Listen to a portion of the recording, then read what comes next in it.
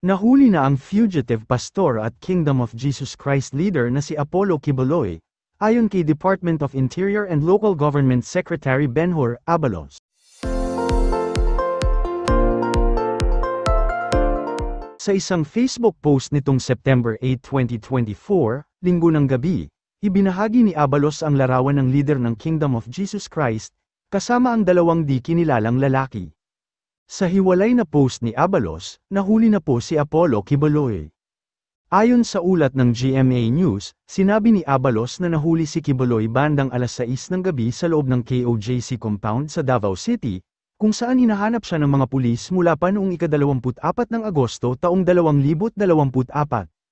Si Quiboloy ay nahaharap sa mga kasong child and sexual abuse at human trafficking, na parehong may nakaambang warrants of arrest at non-bailable. Wanted din si Quiboloy ng US Federal Bureau of Investigation o FBI dahil sa sex trafficking at labor trafficking. Noong April 2024, nag-issue ng warrant of arrest ang isang korte sa Davao laban kay Pastor Apollo Quiboloy at 5 iba pa. Sinilbihan ng mga awtoridad ang warrant sa KOJC compound sa Davao City ngunit hindi dito natagpuan si Quiboloy.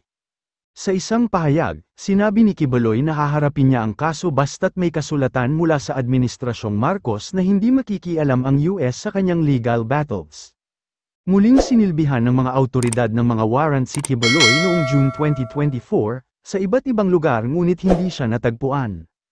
Noong Hulyo taong 2024, may mga pribadong individual na nag-alok ng 10 milyon peso para sa impormasyon sa ikadarakip ni Quiboloy. Hinamon ni Pangulong Ferdinand Marcos Jr. si Quiboloy na humarap at ipagtanggol ang sarili. Sinabi ni Abalos na naniniwala siyang nasa Pilipinas pa si Quiboloy. Nitong nakaraang August 2024, nag-issue ang Court of Appeals ng freeze order laban sa mga bank account at ari-arian ni Quiboloy. Muling sinubukan ng PNP na silbihan ng warrant si Quiboloy ngunit hindi siya natagpuan. Nagprotesta ang KOJC sa mga excavation na isinagawa ng mga awtoridad.